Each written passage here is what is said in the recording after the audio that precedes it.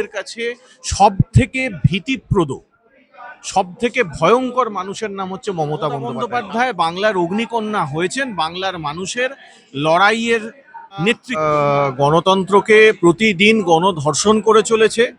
এইভাবে একজন প্রাক্তন মুখ্যমন্ত্রী, তাকে হেনস্থা করা হচ্ছে।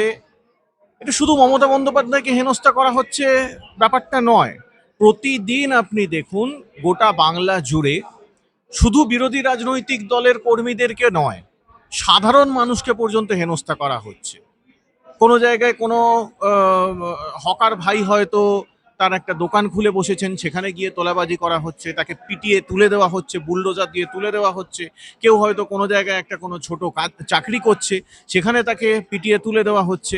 এরকম প্রত্যেকটা জায়গায় হচ্ছে। আর মমতা বন্দ্যোপাধ্যায়কে তো ওরা করবেই, কারণ হচ্ছে গিয়ে ওদের কাছে সব থেকে ভীতিপ্রদ, সব থেকে ভয়ঙ্কর মানুষের নাম হচ্ছে মমতা বন্দ্যোপাধ্যায়। কারণ জানে যে গোটা ভারতবর্ষ জুড়ে ওদের এই ভারতীয় জনতা পার্টির এই যে কুশাসন চলছে, এই অপশাসন চলছে, তার বিরুদ্ধে যদি কেউ সব থেকে বড় আনকম্প্রোমাইজড লড়াই করে থাকেন, তার নাম হচ্ছে মমতা বন্দ্যোপাধ্যায়।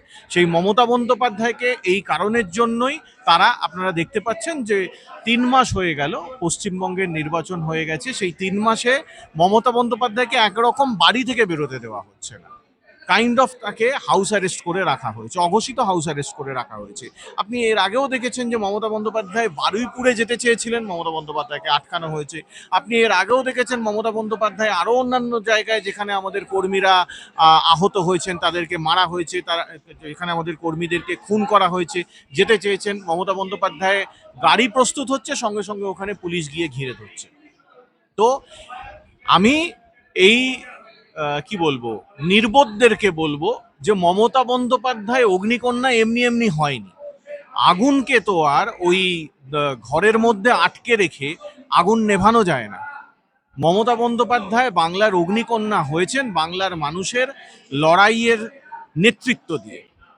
তো এইভাবে মমতা বন্দ্যোপাধ্যায়ের গাড়িতে ডিম ছুঁড়ে, মমতা বন্দ্যোপাধ্যায়কে চোর চোর স্লোগান দিয়ে মমতা বন্দ্যোপাধ্যায়ের লড়াইকে থামিয়ে দেওয়া যায় না। বাংলার মানুষ আজকে যে জেগেছে, মমতা বন্দ্যোপাধ্যায়ের নেতৃত্বেই জেগেছে, তার ডাকেই জেগেছে। বাংলার মানুষের এই যৌথ লড়াই, এই ঐক্যকে ভেঙে দেওয়া সম্ভব নয়। এরা তো স্বাধীনতা সংগ্রামের অপমান করেছে। যখন ভারতবর্ষে ব্রিটিশ শাসন চলছিল, আমাদের দেশের শত শত সাধারণ মানুষ,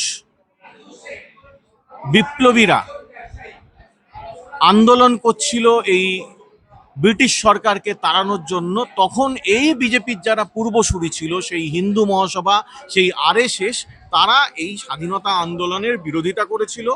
তাদের নেতারা বলেছিল যে এই সময় আমাদের হিন্দুদের স্বাধীনতা আন্দোলনে যোগ দেওয়ার দরকার নেই, তাদের উচিত এই সময় ব্রিটিশদের সেনাবাহিনীতে যোগদান করা। এবং এটা ডকুমেন্টেড হিস্ট্রি রয়েছে বহু জায়গায়। এদেরই পূর্বসূরীরা আমাদের যারা ভারত ছাড়ো আন্দোলনের সৈনিক ছিলেন বা যারা বিপ্লবী ছিলেন, তাদেরকে ধরিয়ে দিত, তাদের সম্বন্ধে খোঁজ খবর পৌঁছে দিত।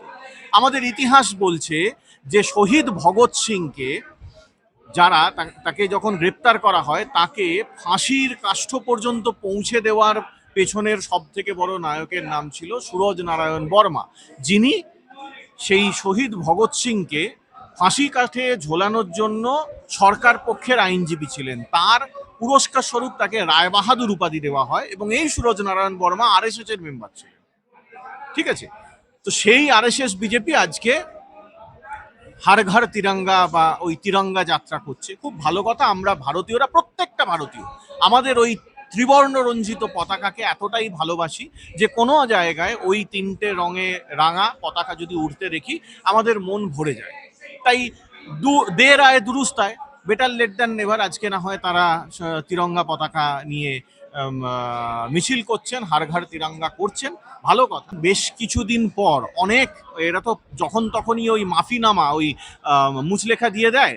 তো ওইসব মুচলেখা দেওয়ার পর যখন ব্যানটা তোলা হচ্ছে, তখন বিভিন্ন শর্ত আরোপ করা হয়। সেই শর্তগুলোর মধ্যে অন্যতম প্রধান শর্ত ছিল যে তারা এই জাতীয় পতাকাকে সম্মান করবে। মানে আমাদের যে ত্রিবর্ণ রঞ্জিত জাতীয় পতাকা রয়েছে সেই জাতীয় পতাকাকে সম্মান করবে। তার মানেটা কি? 48 সালে যদি তাদেরকে এই শর্ত দেওয়া হয় যে তোমাদেরকে জাতীয় পতাকাকে সম্মান করতে হবে, তাহলে এটা ধরে নিতেই হবে যে তার আগে তারা জাতীয় পতাকাকে মানতই না বা জাতীয় পতাকাকে সম্মান করতো না। এটা তো ঘটনা যে আরএসএস স্বাধীনতা লাভের 50 বছর পর পর্যন্ত তাদের যে নাগপুরের হেডকোয়ার্টার রয়েছে সেখানে জাতীয় পতাকা তুলতো না।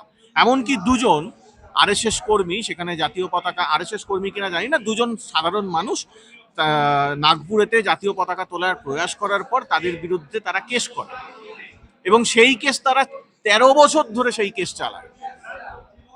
যারা জাতীয় পতাকা দশকের পর দশক নিজেদের কেন্দ্রীয় কার্যালয়েতেই উত্তোলন করেনি, তারা আজকে জাতীয় পতাকা হাতে মিছিল করছে।